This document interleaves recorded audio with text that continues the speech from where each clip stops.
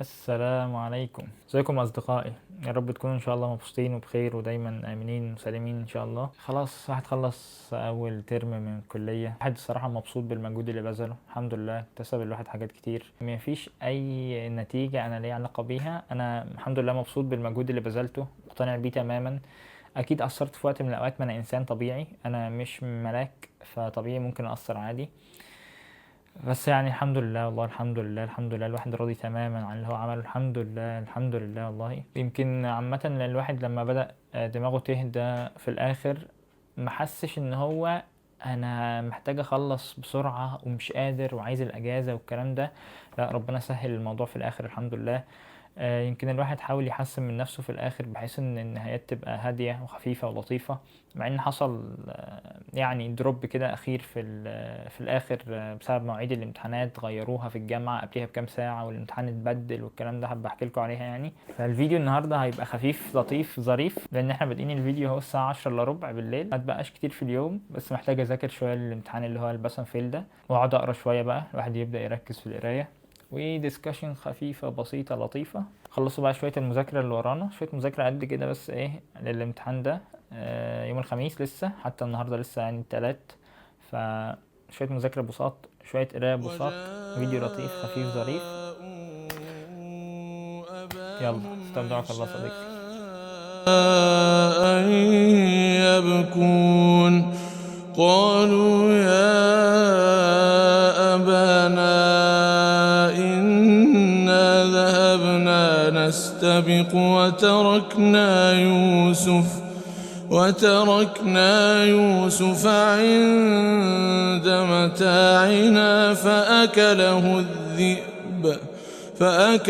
الذئب وما أنت بمؤمن لنا ولو كنا طبعا طالما صادقين. وصلنا للكادر ده زي اول فيديو، يبقى احنا خلاص وصلنا ان احنا هنتكلم ايه كلمتين اللطاف اللزاز بتوعنا. بما ان خلاص معظمنا بدأ يخلص ومعظمنا بدأ يفنش الترم، وبعد ما نخلص الترم او بعد ما نخلص الامتحانات هتبدأ الدرجات تطلع او التقديرات. يعني عامة بشوف ان انت لازم ما تستناش النتيجة عشان تفرح. انت لابد ان انت تفرح بالمجهود اللي انت بذلته. لو ما بذلتش ساعتها انت مقصر وفي مشكلة ومحتاج تعاتب نفسك شوية، ومحتاج تقف وقفة مع نفسك.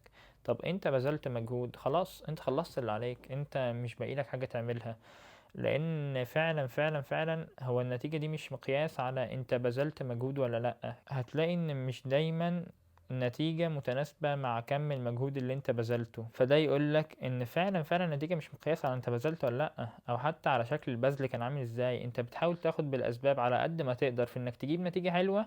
مش شرط نتيجة في التعليم يا جماعة، نتيجة عامة في أي فعل في الحياة. أنت بتحاول تاخد بالأسباب في أي فعل أنت داخله عشان تجيب نتيجة حلوة، بس جبت ما جبتش خلاص أنت بذلت وعملت اللي عليك. حتى الإمام الشافعي بيقول حاجة حلوة أوي أوي أوي بجد، بيقول عليك بالسعي وليس عليك إدراك النجاح. مش شرط تنجح، المهم إنك تاخد بأسباب إنك تنجح وتبذل المجهود اللي يوصلك للنجاح. وصلت ربنا كاتب لك كده، ما وصلتش ربنا مش كاتب لك كده، بس أنت خلصت اللي عليك. زي كمان ابن تيمية بيقول لنا ايه، العبد مأمور بالأسباب وليس مأمورا بالنتائج. حتى لو قريت في كتب ملهاش علاقة بابن تيمية وملهاش علاقة بالشافعي وملهاش علاقة بأحاديث النبي، ولا إني يعني متنافي مع الفكرة دي إلى حد ما، مش كل الناس بيكون صح ليها ان هي تتعرض للفكر الغربي الا لو هي عارفة تحط ضوابط لفكرها.